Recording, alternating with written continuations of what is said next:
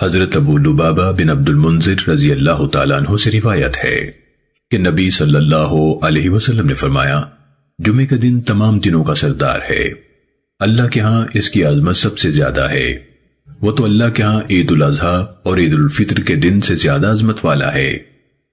اس میں 5 باتیں ہیں جو اس کی افضلیت کا باعث ہیں۔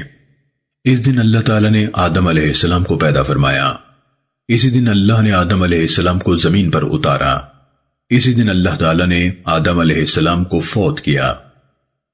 اس دن میں ایک ایسی گھڑی ہوتی ہے کہ اس میں بندہ اللہ سے جو کچھ مانگے اللہ اسے وہی کچھ دے دیتا ہے جب تک کسی حرام چیز کا سوال نہ کرے۔